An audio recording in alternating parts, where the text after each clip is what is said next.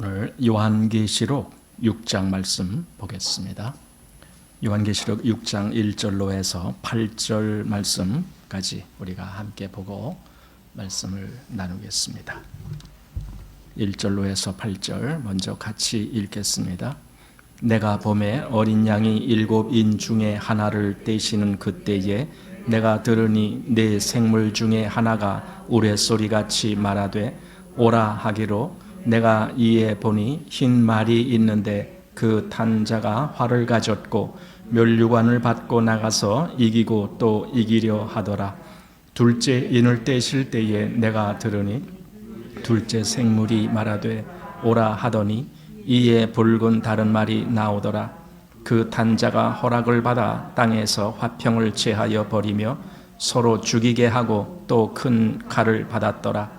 셋째 인을 떼실 때에 내가 들으니 셋째 생물이 말하되 오라 하기로 내가 보니 검은 말이 나오는데 그 탄 자가 손에 저울을 가졌더라.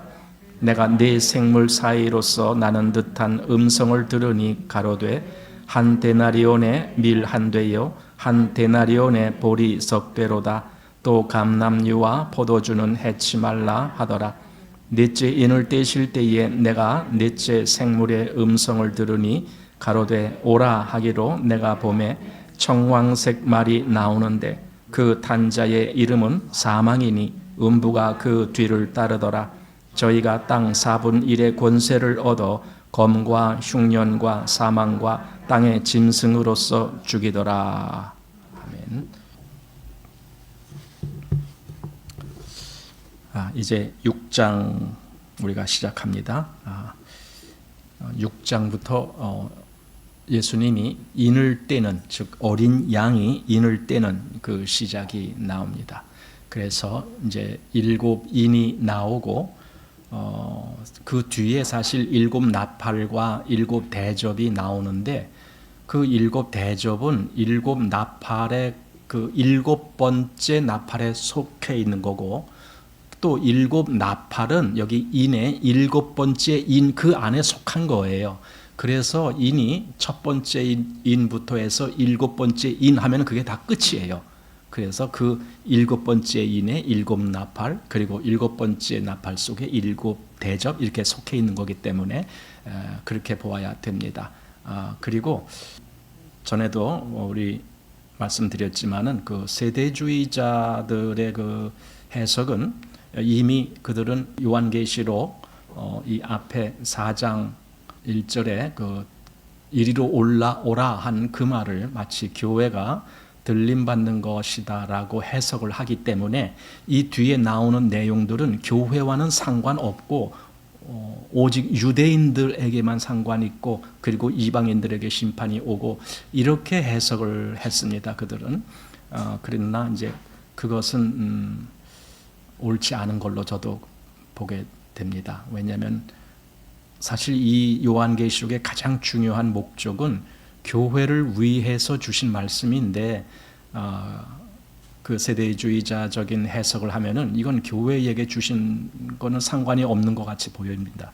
그냥 교회는 저 들려 올라가서 하늘에 있는데 저 밑에서 그냥 심판받고 있구나 이렇게만 보려고 합니다. 그런데 그것은 교회를 위한 말씀이 아니에요. 그렇게 되면은 이 요한계시록은요 교회에게 큰 위로와 힘을 주기 위한 말씀이에요.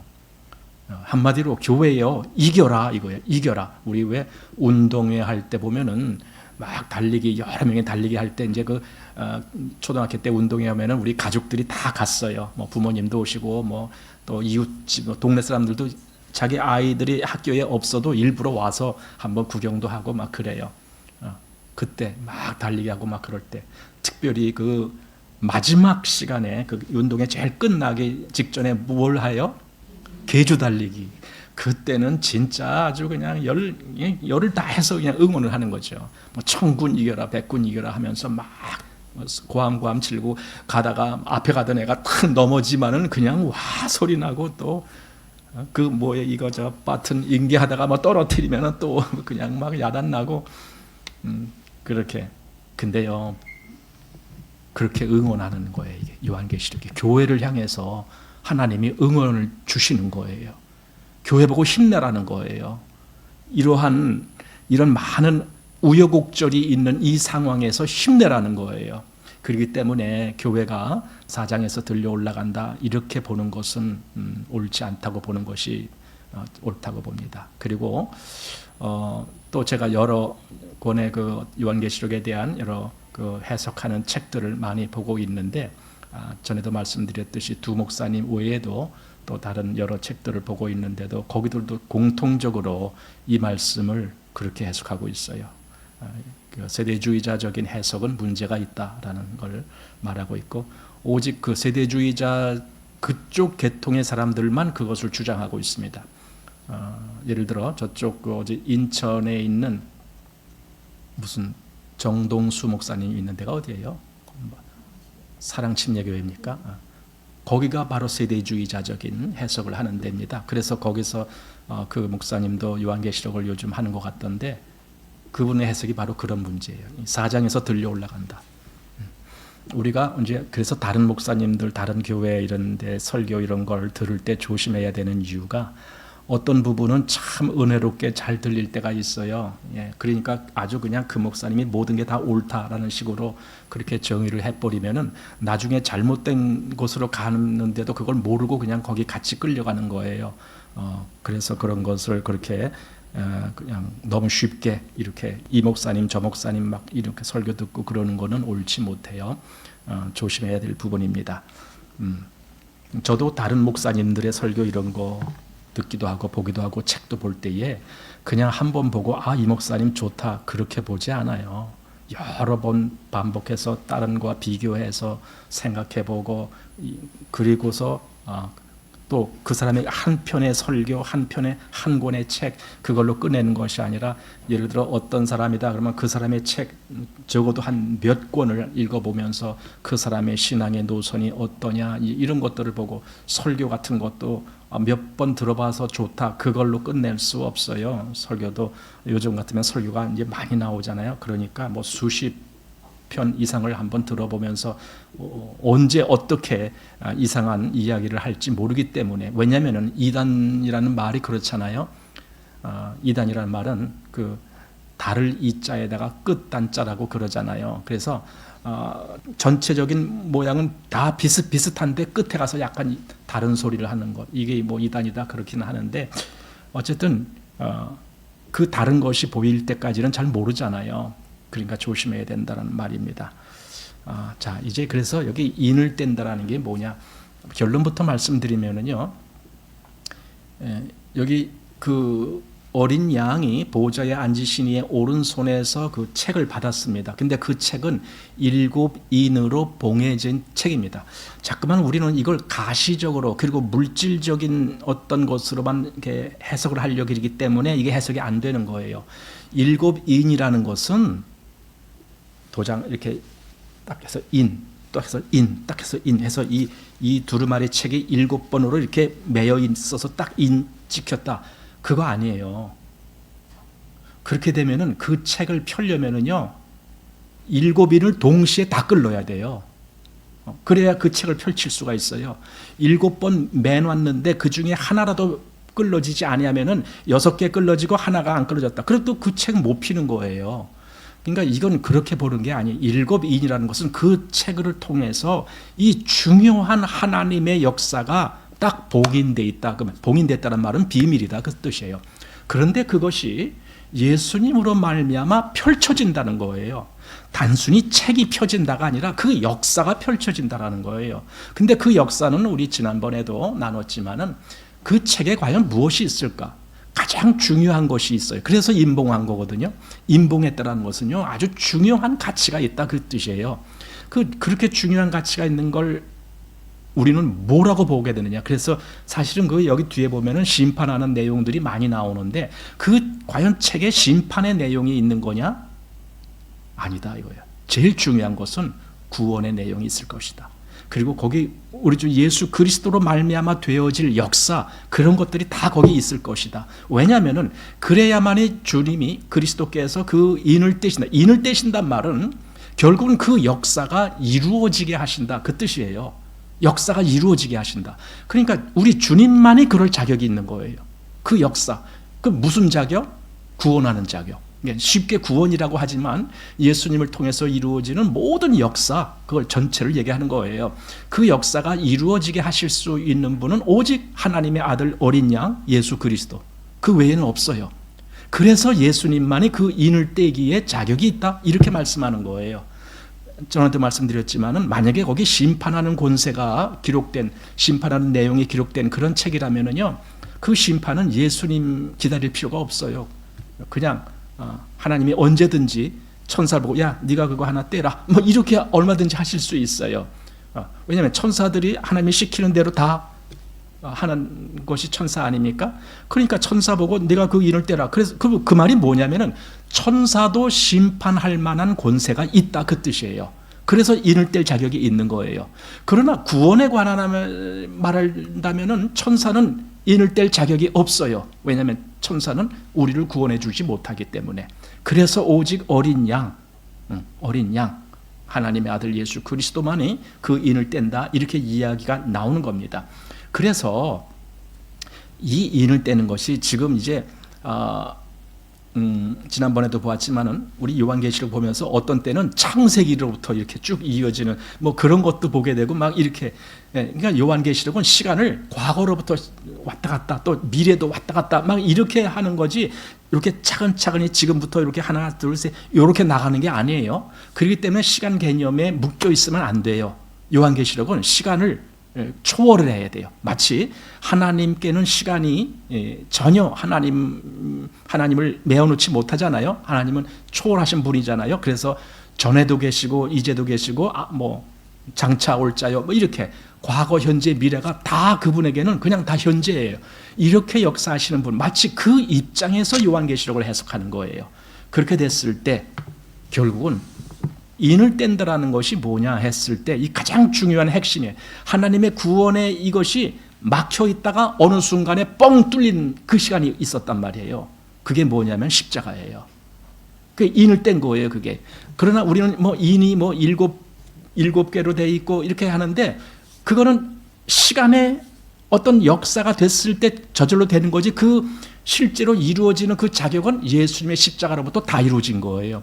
그래서 예수님의 십자가가 그 위에서 예수님이 하신 말씀 속에 다 이루었다라는 말은 사실은 하나님의 이 역사 전체에 대한 포괄적인 말이에요.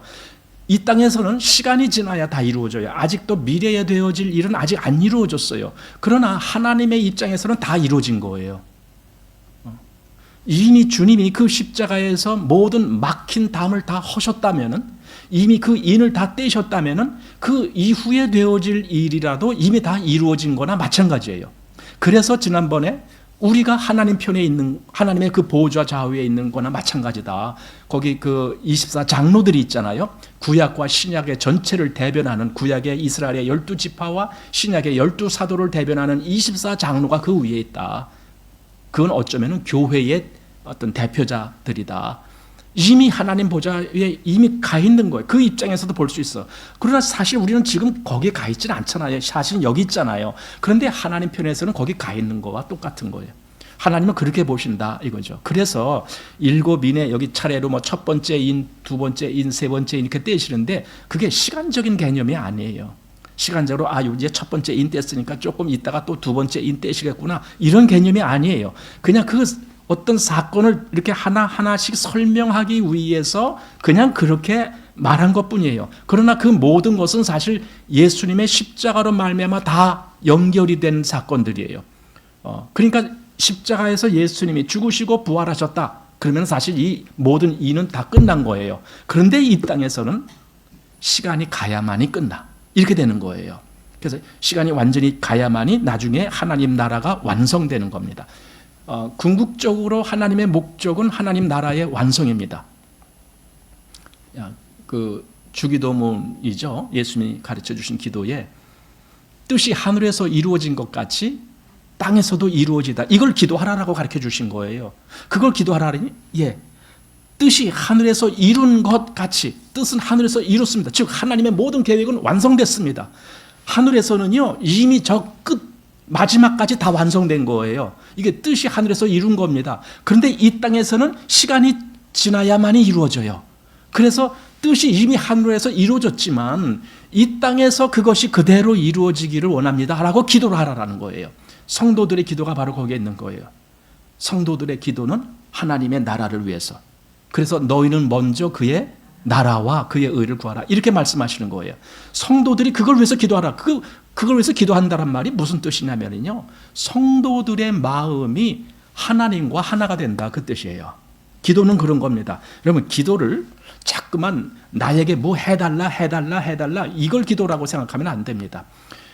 나에게 부족한 것을 요청할 때가 있습니다. 그러나 그것조차도 우리는 하나님 나라를 위해서 그렇게 요구하는 거예요. 하나님 나라에 이것이 이렇게 돼야 되겠습니다. 그 각도에서 우리가 요청하는 겁니다. 그러니 이게 진짜 기도라는 거예요. 성경에서 예수님이 가르쳐 주신 기도들이 다 그런 거예요.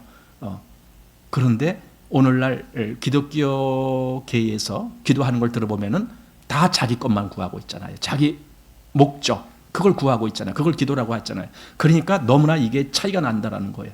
그러니 성경을 해석해도 이상하게만 해석하는 거예요. 이제 오늘 그 일곱 인이 시작이 되는데, 지난번에 예수님이 그 책을 취하시는 그 모습에 대해서 정동석 목사님이 그 쓰신 책에 이제 이렇게 말씀하신 대목이 있는데 그걸 좀 제가 말씀드릴게요. 거기 이제 지난번 앞에 5장 7절에서 책을 취하시니라라는 말씀이 있잖아요. 이제 그 말에 대해서 성육신하신 그리스도의 십자가 구속의 역사를 말씀하신 것이다. 그러니까 책을 취한다란 말은 예수님이 그걸 이루기 이전에는 결코 이루어지지 아니한 역사, 그것이 십자가 구속 사역이거든요. 그걸 이루신다는 뜻이, 그게 책을 취한다는 말이 그 뜻이에요. 예. 그렇게 이분도 말씀하셨어요. 그래서 그걸 말씀하신 것이다. 그래서 십자가 구속의 역사만이 성경을 이루는 것이며 하나님의 뜻의 완성이다. 이로써 역사가 진행되며 성도들의 기도가 성립된다. 예, 이제 기도가 나왔어요. 기도가 뭐라고요? 하나님 나라의 완성. 예, 이걸 위해서 기도하는 겁니다. 이 땅에 펼쳐지는 새 노래의 내용은, 지난번에 우리 그랬죠. 새 노래를 불렀다고. 그 24장로와 네 생물들이 새 노래로 불렀다. 근데 이전에는 그걸 부를 수가 없었습니다. 근데 이제 새 노래를 부를 수 있게 됐다. 그 새 노래의 핵심이 뭐라고요? 예수님의 구원.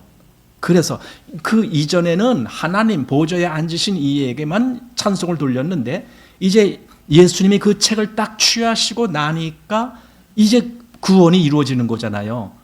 예수님이 능히 그 책을 펴신다라는 것은 곧 구속사역이 이루신다라는 의미가 되기 때문에 그 구속사역이 이루어지는 예수님에 대해서 이제 찬송이 시작하는 것이 새 노래라고 되어 있어요. 그래서 이 땅에 펼쳐지는 새 노래의 내용은 십자가의 구속의 노래이다.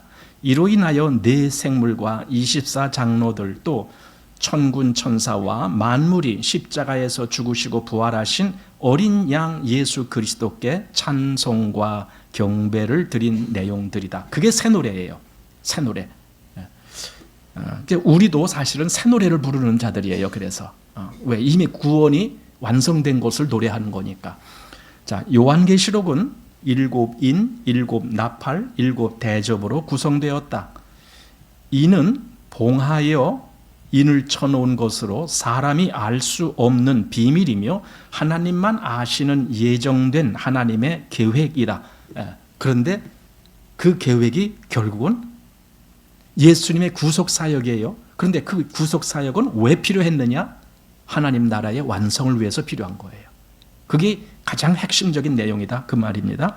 그 다음에 나팔은 이 비밀이 세상에 알려져 전파되는 것을 말한다. 나팔의 그 7나팔의 그 뭐 재앙이 있는데 나팔은 막 불만은 멀리서도 소리 듣잖아요. 그와 마찬가지로 그렇게 퍼지는 하나님의 이 뜻을 퍼뜨리는 그런 의미가 있다. 그 다음에 대접은 마지막 나팔에 속한 심판의 내용으로 땅에 쏟을, 그러니까 대접이 뭔가 그릇에 담아있다가 이걸 이렇게 쏟아요. 그럼 쏟아지잖아요. 그런 의미로 심판의 의미로 땅에 쏟을 하나님의 형벌을 담고 있다. 이제 이렇게 말씀하신 내용을 제가 읽어봤습니다. 자, 그래서 오늘 이제 인의 내용입니다. 그래서 인은 하나님의 예정 계시다. 이게 그 계시, 그걸 뗀다라는 것은 하나님의 계시가 펼쳐지는 겁니다. 사실은 이게 예수님의 그 십자가로부터 예수님이 다시 재림하실 때까지 그 전체 기간 속에서 이루어지는 내용들입니다. 이게 그러니까 자꾸만 어떻게들 생각하냐, 요한계시록은 이 다음에 되어질 잠깐만 이렇게만 생각하니까 지금 현재 나와는 별 상관이 없는 것, 이렇게만 생각하려고 그래요. 더군다나 계시록 4장에서 뭐 들려 올라가면은 뭐 뒤에는 생각할 필요도 없어, 이렇게만 생각하려고 그래요. 그러면은 그리스도인은 실제적으로 여기 요한계시록에서 말하고자 하는 그것을 전혀 받질 못하고 배우질 못하게 돼요. 근데 그것은 좀 문제가 발생해요. 왜냐하면은 지난번에도 말씀드렸지만 요한계시록은 성도들의 이 신앙의, 이 땅에서의 신앙의 삶에 대해서 아주 강한 어떤 것을 지금 제시해주고 있어요. 이런 다른 서신서보다도 더 강한 말씀을 해주고 있는데 그걸 받질 못한다니 성도의 신앙 생활이라는 것이 정말 그냥 거기서 거기 같은 그런 거 있죠. 왜? 그렇게 신앙이 돼버리는 거예요. 왜냐하면 이 요한계시록을 받질 못하기 때문에. 자, 보세요. 이제 그 책을 취하신 분도 어린 양인데 그 인을 떼시는 분도 어린 양이에요. 똑같아요. 그래야 되죠. 인을 뗄 자격이 있어야만이 그 책을 취할 수가 있는 거니까. 그래서 책을 취하신 어린 양이 그 인을 뗍니다. 그래서 이제 6장에 첫째 인부터 시작해서 여섯째 인까지 나옵니다. 그리고 일곱째 인은 7장에 나오는 것이 아니라 8장으로 건너뛰게 되어 있습니다. 여러분 잘 생각해 보셔야 됩니다. 왜냐하면 7장은 또 다른 그 뭡니까? 일곱 나팔의 시작이기 때문에 그렇습니다. 이제 그건 그때 가서 또 보게 될 거고. 그래서 이 일곱 인은 시간적으로 첫 번째 인 먼저, 두 번째 인이 그 다음, 이렇게 순서, 그거 아니라는 거예요. 그걸 잘 알아야 돼요. 그 순서, 시간 순서 따라 배정한 것이 아니고 그냥 어떤 말을, 어떤 일에 대한 어떤 것을 보여주시기 위해서 첫 번째 인에 이런 것, 두 번째 인에 이런 것, 이렇게 하셨다라는 것이지 이게 시간의 안배가 아니다라는 겁니다. 왜냐하면은 아까도 말했지만 실제로 두루마리라는 책의 의미에서 일곱 인으로 봉했다라면은 일곱 인을 동시에 다 떼기 전에는 그 책은 절대로 펴지지 않아야 하는 거니까. 그냥 한 인 하나 뗐다라고 펴지고 이런 거 없어요. 그러니까 그렇게 보면 안 된다라는 겁니다. 근데 이제 여기 6장에 그 인을 떼는데 첫 번째 인부터 네 번째 인까지가 일단 한 단락이 됩니다. 왜냐하면 그게 조금 다르기 때문에 그래요. 첫째 인에서 넷째 인을 뗄 때까지는 그 인을 뗄 때마다 말이 나와요. 각각의 다른 색깔의 말이 나오는데 그렇게 말이 나옵니다. 그 다음에 다섯째 인, 여섯째 인은 거기는 말이 나오질 않아요. 그리고 거기는 다른 어떤 사건과 연결되어 있는 것을 보여줍니다. 그래서 단락이 나눠지는 겁니다. 그냥 첫 번째 인부터 그냥 쭉쭉쭉 일곱째 인까지 쭉 이렇게 보이시면 안 돼요. 지금 단락이 나눠지고 있습니다. 그래서 이제 그 각각 그 말과 말탄 자에 대한 그런 것이 그게 뭐냐? 그게 하나님의 역사다라는 거예요. 하나님의 역사. 우리 한번 스가랴서 1장 말씀을 먼저 좀 봅시다.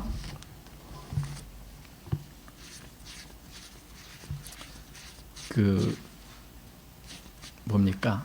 요한계시록 하는 게 여러분 어렵다라고 느껴지십니까? 여지껏 들어본 얘기와 좀 다른 얘기가 나가니까 좀 어렵기도 하겠죠. 사실은 저도 어려웠어요. 저도 제가 과거에 생각했던 것과 지금 많은 다른 것들을 접해볼 때에 저도 그거 쉽게 그렇게 받아들일 내용들이 아니었습니다. 여러 가지를 많이 제가 요한계시록 시작하기 전에 계속 여러 가지를 살피고 묵상하고 또 계속 또 이런 걸 비교도 해보고 하면서 이제 그렇게 알게 되는 거예요. 그러니 여러분들도 많이 이게 힘들 거다라는 느낌이 들어요. 그러나 방법이 있어요. 힘들지 않게 요한계시록을 볼 수 있는 방법, 그게 뭐냐? 내가 알고 있던 거 그냥 내려놓으면 돼요. 과거에 알고 있던 거 그냥 내려놓으세요. 나 이제 요한계시록 처음 듣는다, 이 생각으로 한번 들어보세요. 내가 뭔가 알고 있다라는 그 선입견이 항상 방해를 놔요. 뭐 요한계시록 여기 뭐 666인데 그거 이거 아니야? 그거 뭐 바코드 아니야? 뭐 자꾸만 이렇게 미리 알고 있는 별 가치도 없는 지식, 그게 방해를 한다니까요. 여기 뭐 말이 나오는데 말 탄 자는 뭐 누구야? 자꾸만 이런 거 어디서 들어갔고 그런 걸 가지고 자꾸 이렇게 대입시키는데 그거 방해된다니까요. 그러니까 차라리 난 이제 요한계시록 하나도 모르는데 이제 처음 보기 시작한다, 이런 마음을 품으면은요, 그냥 하나도 어려울 게 없어요. 그냥 그대로 여러분들 들으시는 대로 따라오시기만 하면 돼요. 어떻게 하시는지 아셨죠? 네. 자, 그래서 여기 스가랴 1장을 한번 보시기 바랍니다. 1장 7절부터 제가 조금 보겠습니다. 7절부터 한 12절까지 보면은 다리오 왕 2년 11월 곧 스발월 24일에 이또의 손자 베레기야의 아들 선지자 스가랴에게 여호와의 말씀이 임하여 이르시니라. 내가 밤에 보니 사람이 홍마를 타고 골짜기 속 화석류나무 사이에 섰고 그 뒤에는 홍마와 자마와 백마가 있기로 내가 가로되 내 주여 이들이 무엇이니까? 내게 말하는 천사가 내게 이르되 이들이 무엇인지 내가 내게 보이리라 하매 화석류나무 사이에 선 자가 대답하여 가로되 이는 여호와께서 땅에 두루 다니라고 보내신 자들이니라. 그들이 화석류 나무 사이에 선 여호와의 사자에게 고하되 우리가 땅에 두루 다녀 보니 온 땅이 평안하여 정온하더이다. 여호와의 사자가 응하여 가로되 만군의 여호와여, 여호와께서 언제까지 예루살렘과 유다 성읍들을 긍휼히 여기지 아니하시려나이까? 이를 노하신 지 70년이 되었나이다 하매. 자, 우선 여기 이제 말이 몇 가지가 나오는데, 말이라는 게 뭐냐면 말은 달리는 거 아닙니까? 말을 탔다라고 하면은 여기저기 다 돌아다닌다라는 의미를 갖고 있는 거예요. 그럼 세상을 다 돌아다닌다, 지금 이 말입니다. 아니 그런데 세상을 왜 돌아다녀요? 뭐하러 돌아다녀요? 관광 다닙니까? 아니죠. 하나님의 일을 세상 여기저기 다 이루어지게 하려고 다니는 거예요. 그러니까 말 탄 자가 다닌다라는 것은 그 어떤 역사를 여기저기 온 세상에 다 이루게 하려고 말 탄 자가 있다라는 거예요. 근데 이제 이때 스가랴가 본 그 내용이 이제 여기 나오는 겁니다. 여기 스가랴를 그대로 손짓고 조금 아까 읽은 계시록을 다시 한번 가보십시오. 그러면은요, 이 스가랴 내용이 여기 이제 그대로 응해지는 것을 보게 됩니다. 먼저 다시 여기 스가랴 그 1장 10절에 이렇게 말했습니다. 화석류 나무 사이에 선 자가 대답하여 가로되 이는 여호와께서 땅을 두루 다니라고 보내신 자들이니라. 그게 말탄 자들이다 이 말입니다. 땅을 두루 다니라고 보낸 자입니다. 그래서 이제 여기 12절에 그래서 언제까지입니까? 우리에게 긍휼을 베풀지 않기를 언제까지 지체하시겠습니까? 지금 하나님께 말하자면은 빨리 좀 해주십시오. 그 일종의 탄원 같은 내용이에요. 이게 하나님 언제까지 참으시겠습니까? 빨리 좀 이스라엘을 회복시켜 주십시오. 뭐 그런 내용입니다. 이게 지금 그 내용. 근데 그게 조금 아까 본 요한계시록에 그대로 다 나와요. 자, 요한계시록 6장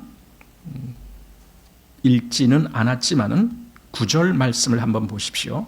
다섯째 인을 떼실 때에 내가 보니 하나님의 말씀과 저희의 가진 증거를 인하여 죽임을 당한 영혼들이 제단 아래 있어 큰 소리로 불러 가로되 거룩하고 참되신 대주제여 땅에 거하는 자들을 심판하여 우리 피를 신원하여 주지 아니하시기를 어느 때까지 하리까? 이게 뭐예요? 이게 탄원이잖아요.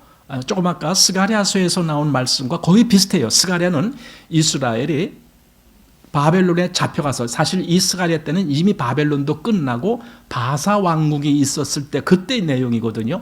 그때 탄원을 하는 내용이에요. 우리를 언제까지 회복시켜 주지 아니하시겠습니까? 지금 근데 여기 요한계시록도 그 똑같은 내용입니다. 물론 이스라엘이 회복되는 그건 아니지요. 여기서는 죽임을 당한 사람들이 하나님께 호소하는 내용인데 우리를 신원하여 달라. 지금 그 호소를 하고 있는 겁니다. 그래서 어느 때까지입니까?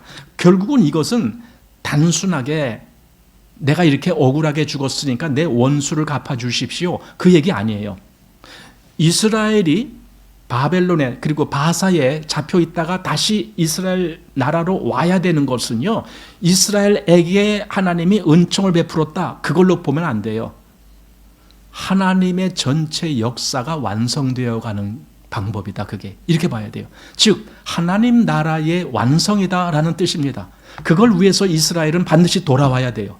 그 팔레스타인 땅으로 반드시 돌아와서 다시 회복해야 돼요. 그 무너진 성전을 다시 세워야 돼요. 성전을 세우는 거, 그 성전을 세운다라는 것이 뭐냐? 그게 하나님 나라의 완성을 향해서 또 가는 거예요. 그게 성전이 세워지지 아니하면 하나님 나라가 끝난 거예요. 그러면 안 되잖아요.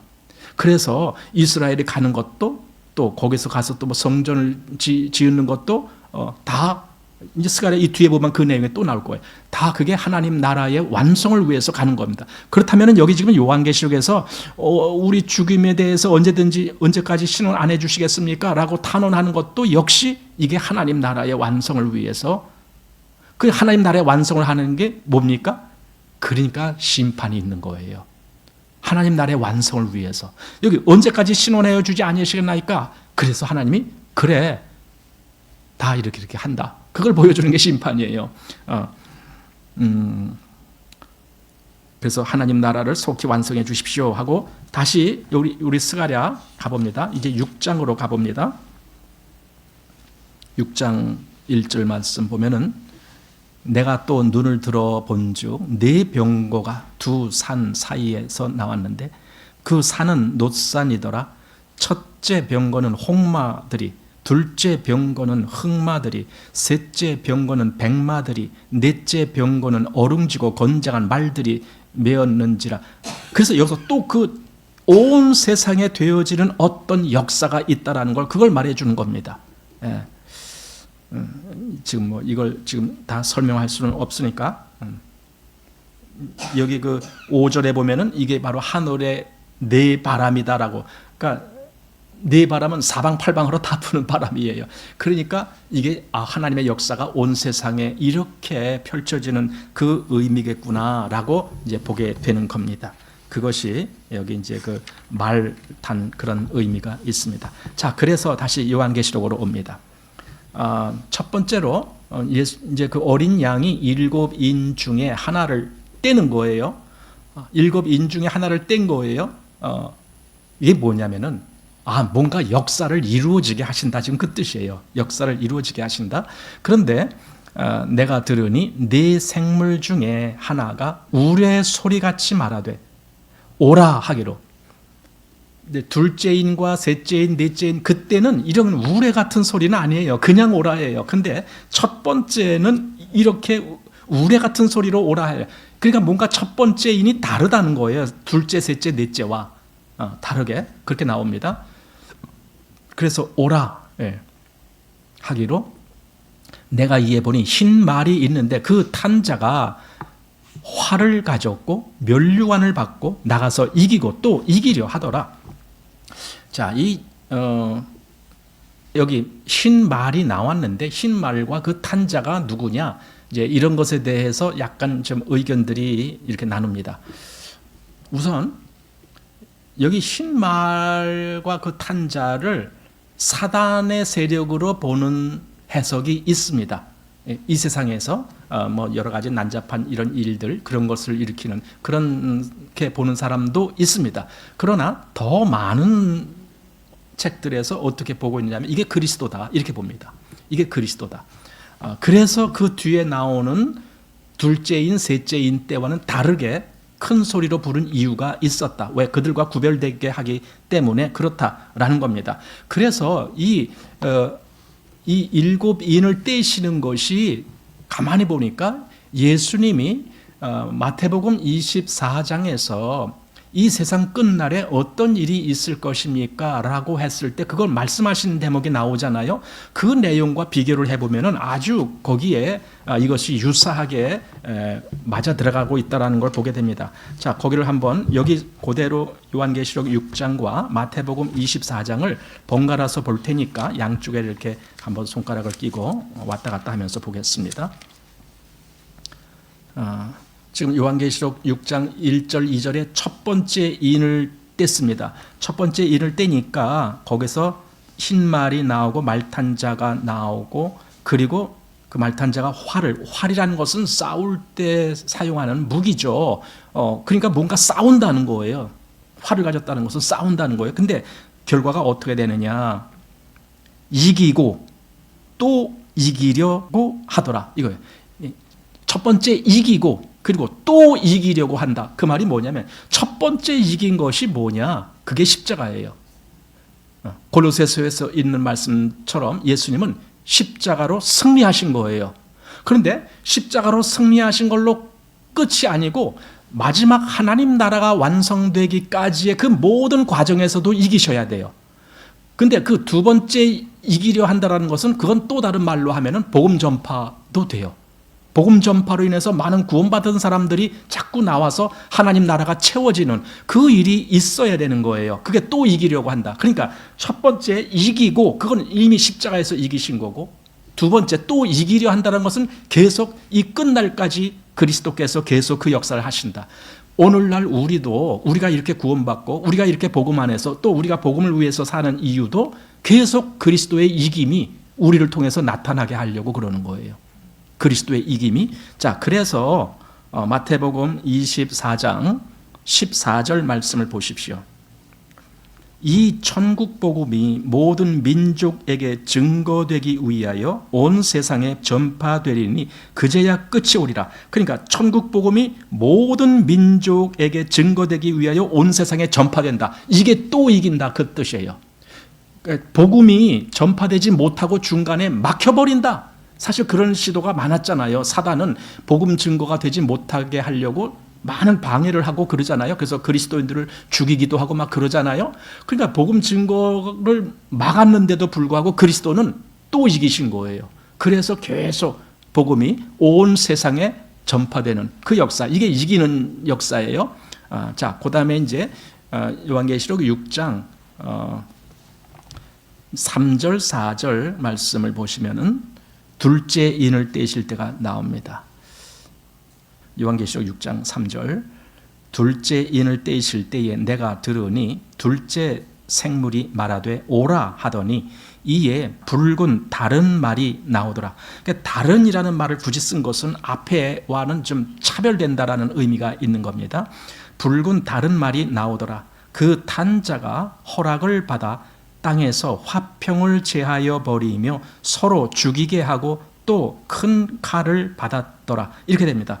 이게 뭐냐면은 이 땅에 화평을 제하여 버리며 서로 죽이게 한다. 이게 뭡니까? 싸우는 거예요. 이 온 세상에 완전히 싸움판이 벌어지는 거예요. 이걸 조금 더 크게 말하면 전쟁이에요. 이 세상이 완전히 전쟁터가 된 거예요.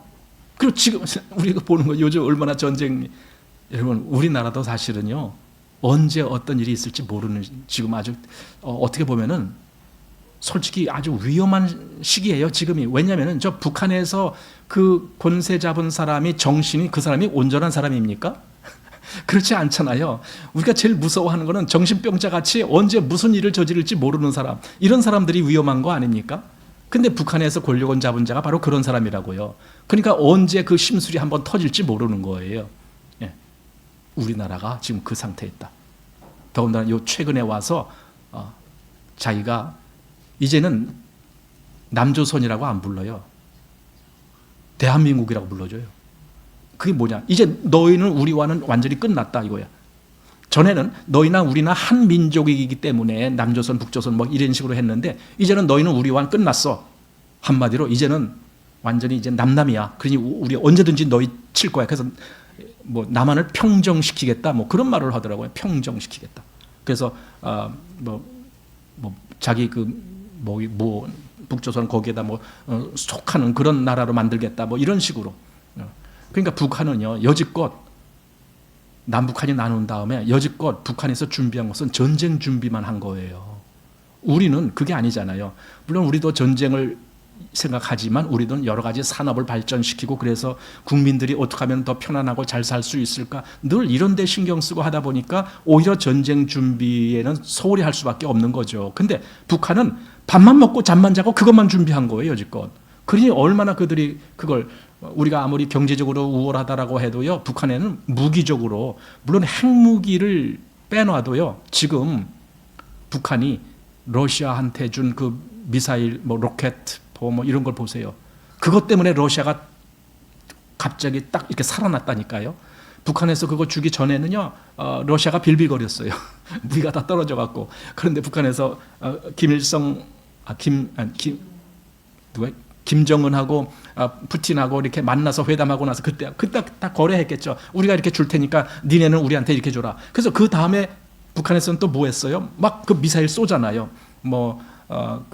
무슨 연료, 고체 연료, 막 고체 연료로 쏘는 게 힘든 거거든요. 고체 연료로 하면은요, 이게 언제든지 불시에 쏠 수가 있어요. 근데 액체 연료는 미리 그 액체를 주입할 시간이 필요해. 그래서 이게 노출되기 쉬운데 고체 연료는요, 아무 때나 가서 그냥 휙 쏘고 도망가면 끝이야. 근데 지금 고체 연료를 완성하고 또 그걸로 얼마든지 원하는 대로 이렇게 하고 뭐 이런 여러 가지를 지금 다 요 몇 번 계속 지금 쐈잖아요. 그러니까 이제는 한번 싸워보자 지금입니다. 그러니까 자기들이 꼭 이겨야만이, 이길 정도가 돼야만이 싸우자가 아니에요. 북한의 지금 형태로는요, 어차피 우리 못 사니까. 국민들이 그러잖아요. 지금 그 북한 국민들이 얼마나 지금 어려운 시기예요. 더군다나 이 겨울에 먹을 것도 제대로 없어갖고 지금 엄청 고난의 행군 같은 시기를 겪고 있거든요. 그러니까 이왕 죽을 거 한바탕 싸우고 죽자, 뭐 이런 생각도 한단 말이에요. 이게 비정상적인 생각을 갖고 있는 사람이라면 그런 생각을 능히 한다고요. 그래서 지금 우리나라가 언제 어떻게 될지 상당히 두려워하고 있는 시기예요. 지금 우려하고 있는 시기예요. 그래서 지금 대만에서 선거를 했는데 이번에도 대만 선거에서 누가 총통이 됐어요? 반중 사상을 갖고 있는 사람.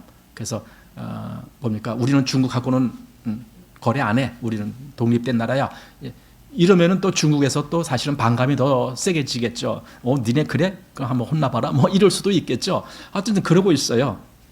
그래서 중국에서 만약에 뭔가 삐걱하는 소리가 난다? 그러면 김정은이도 뭔가 소리를 일으킬 거라는 거죠. 옳거니 때가 됐다. 이제 이렇게 되는 거예요. 왜냐하면 지금 미국이요, 중동과 우크라이나 여기 전쟁이 있잖아요. 근데 그것만이 아니라 지금 더 우려되는 것은 지금 예멘입니다. 밑에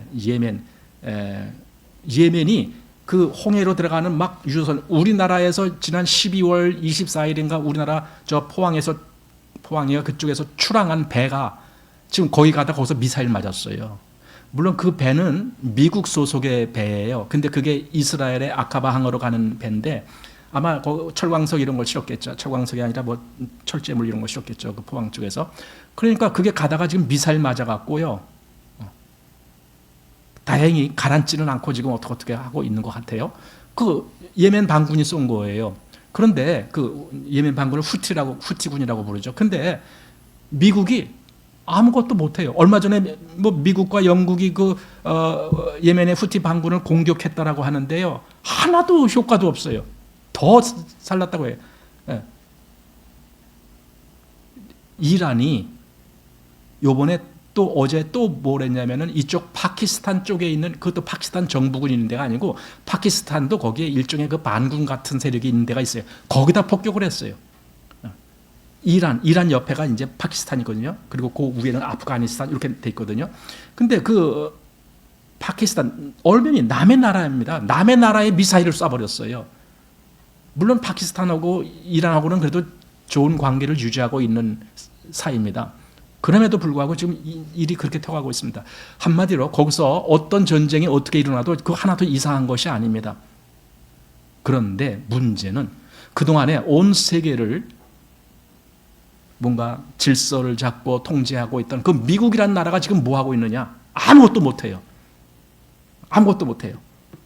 미국이 그야말로 뭐 이빨 빠진 호랑이 격이 돼버렸어요.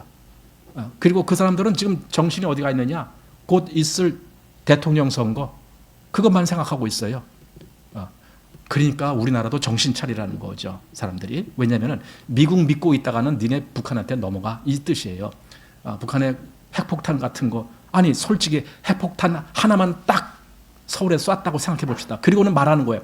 니네 내 말 안 들으면은 앞으로 내가 30발을 쏠 거야. 이렇게 얘기한다고 합시다. 그럼 어떡하겠어요? 내가 김정은이라도 그렇게 하겠다. 그죠? 안 그래요? 아니 한 발만 본보기로 쏴.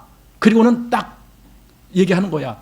우리 앞으로 한 30발이 있는데 니네 내 말 안 들으면 30발 동시에 다 쏠 거야. 그럼 내 말 안 듣고 니들이 백이겠냐? 지금 그럴 거 아닙니까? 지금 그러고 있어요. 뭐 다른 거 뭐 비행기 뭐 많고 뭐 다 소용없어. 핵폭탄이면은 다른 건 다 소용없어요. 그냥 그걸로 끝이에요. 근데 그동안은 미국 때문에 그나마 안전하게 북한이 핵 공격하면 미국이 알아서 갚아주겠지 뭐 이 생각하고 있었던 거예요. 근데 지금은 미국이 야 지금 불이 내 발등에 떨어졌어. 니네 생각할 여유 없어. 지금 우리 급해. 왜냐면은 김정은이가 지금 미국까지 가는 그 뭐 ICBM 대륙간 탄소 미사일 이거 그다음에 또 ISBM인가 IRBM인가 뭐니까 그 잠수함에서 쏘는 핵 미사일 다 완성했어요. 이번에 러시아에서 그 기술을 더 전수해 준 것 같아요. 그러니까 더 정밀하게 얼마든지 쏠 수 있어요. 그러니까 미국은 자기네 나라 막기에 바쁘다 이거예요. 그러니까 김정은이 계획이 뭡니까? 사실은 김정은이 미국 공격하려고 지금 계획하는 거 아니에요. 미국은 겁주려고만 하는 거예요. 우리 얼마든지 너네 공격할 수 있어. 그러니 너네 우리가 한국에다가 이렇게 할 때 여기 오지 말어. 지금 그 뜻이에요.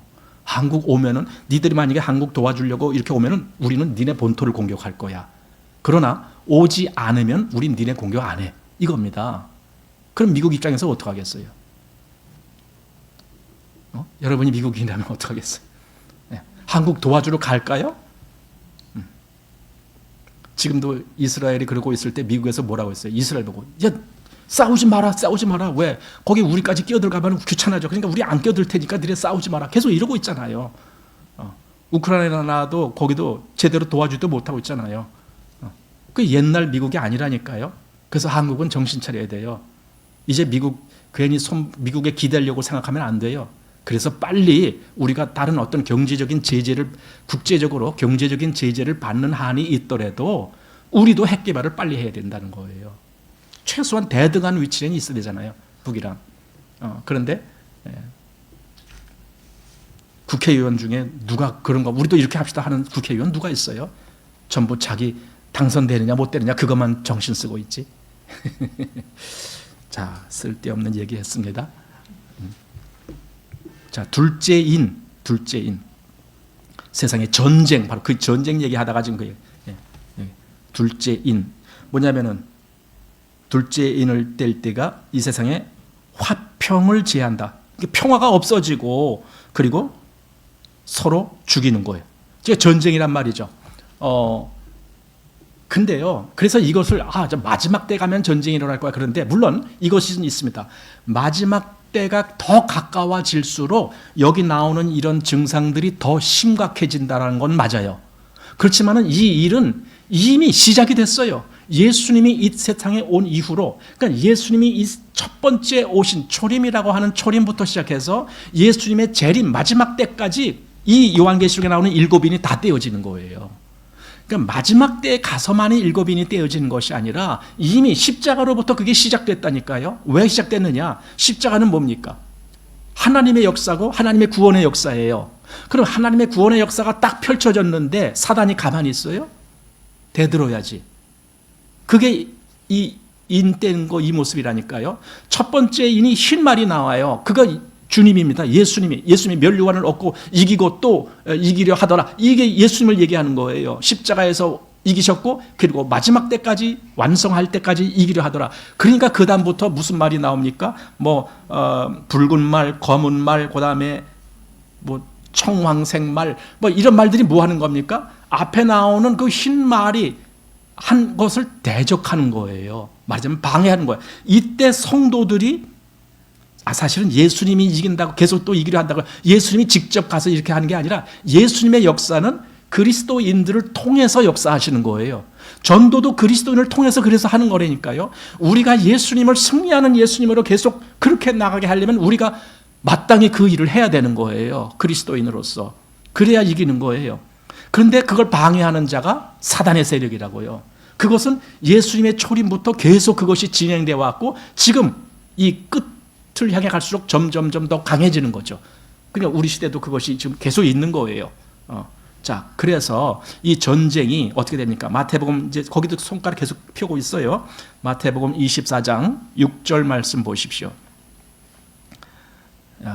여기 보면은 난리와 난리 소문을 듣겠으나 너희는 삼가 두려워 말라.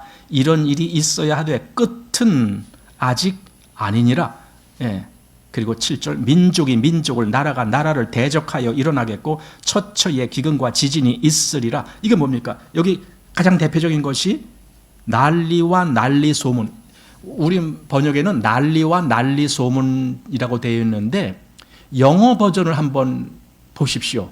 킹제임스 버전이든 아니면 뭐 ESV든 뭐 그러니까 옛날 성경 버전이든 요즘 성경 버전이든 거기 다 영어권에는 뭐라고 되어 있느냐? 전쟁과 전쟁의 소문 이렇게 되어 있어요. War and rumor of wars 이렇게 되어 있습니다. 그러니까 전쟁과 전쟁의 소문. 실제로 예수님 시대 이후로 온 세상에 전쟁에 휘말리고 있는 거예요. 지금도 그러고 있는 거예요. 지금도. 이거 이 다음에 가서만 될 거야. 그게 아니라 이미 진행형이라니까요. 이미 그렇게 돼가고 있다니까요. 그러니까 둘째 인을 뗀다는 것은 이 세상에 화평이 없어지고 전쟁이 그렇게 있다. 자, 그리고 또 아까도 말했지만은 셋째 인을 뗄 때에 요한계시록 6장 5절부터 나오죠. 셋째 인을 떼실 때에 내가 들으니 셋째 생물이 말하되 오라 하기로 내가 보니 검은 말이 나오는데 그 탄 자가 손에 저울을 가졌더라. 내가 네 생물 사이로서 나는 듯한 음성을 들으니 가로되 한 데나리온에 밀 한 되요 한 데나리온에 보리 석 되로다. 또 감람류와 포도주는 해치 말라 하더라. 한 데나리온은 노동자가 하루 받는 품삯입니다. 하루 받는 품삯인데 그걸로 밀 한 돼 사는 겁니다. 겨우. 한 포대 사는 것이 아니라 하루 종일 일해갖고 겨우 한 돼. 이게 뭡니까? 기근이라는 뜻이에요. 이게. 보통은요, 한 데나리온을 가지고 밀을 12대를 사는 거래요. 보통. 12대. 보리는 그거의 3배. 36대. 그러니까 보리가 밀보다 한 3분의 1 가격밖에 안 되는 거예요. 그렇게 살 수 있는데 이 일로 말미암아 기근으로 말미암아 겨우 하루 품삯을 가지고 밀 한 대 아니면 보리 석 대 그거밖에 못 사는 거예요. 예. 이런 때 기근. 자, 이 기근에 대해서 마태복음 24장 조금 아까 읽은 7절 거기 아까 읽었잖아요. 처처에 기근과 지진이 있으리니. 이네요. 그 다음에 넷째 인 할 차례입니다. 넷째 인 7절입니다. 넷째 인을 떼실 때에 내가 넷째 생물의 음성을 들으니 가로되 오라 하기로 내가 보매 청황색 말이 나오는데 그 탄자의 이름은 사망이니 음부가 그 뒤를 따르더라. 저희가 땅 4분 1의 권세를 얻어 검과 흉년과 사망과 땅의 짐승으로서 죽이더라. 이 넷째 인을 뗄 때에 말의 색깔이 청황색이라고 그랬습니다. 이 청황색이라는 말은 청색과 황색을 합쳐놓은 색깔. 이게 청황색이에요. 그렇게 돼 이게 무슨 색이냐? 암갈색? 그러다 암갈색? 그게 그런 식으로 하여튼 한마디로 죽음의 색깔. 차라리 새까만 거는 괜찮아. 근데 새까만 것도 아니고 거무스름하고 틱틱한 색깔 뭐 이런 거 있죠. 왜? 그게 청황색이라는 거예요. 한번 집에 가셔서 청색하고 황색하고 한번 섞어서 어떤 색이 나오니 물감 갖고 시험해 보세요. 이게 사망이라는 겁니다. 이게 온 세상에 사망이 일어나게 하는 겁니다. 자, 그런데 이제 마태복음 아까 24장 8절 말씀 보십시오. 이 모든 것이 재난의 시작이니라. 재난. 재난, 한마디로 죽음. 우리는 계속 지금 한 몇 년 동안을 코로나인가 뭔가 뭐 그걸로 인해서 정말 죽음과 사투를 했죠. 죽지 않으려고 그 날마다 마스크 쓰고 다니고 뭐 별짓 다 했잖아요. 죽지 않으려고 우리 그랬잖아요. 죽음이 이렇게 세상에 막 일어나고 있습니다.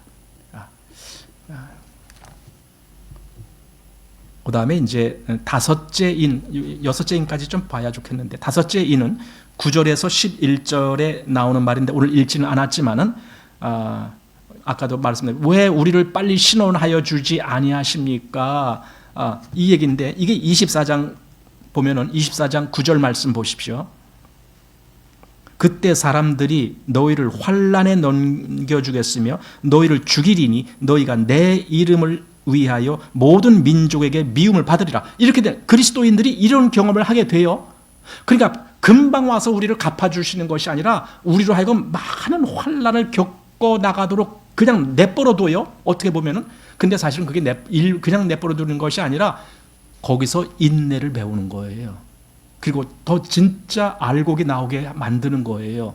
알곡이 나오려면 그 인내가 있어야 돼요. 그 시간이 있는 거예요. 그래서 교회가 미리 들려 올라가면은 이게 아무 소용이 없는 거예요. 지금 이 마태복음 24장 9절 이게 어떻게 교회가 그냥 미리 들림 받으면 이게 어떻게 이루어집니까? 안 이루어지죠. 이것이 이루어져야만 되는 거예요.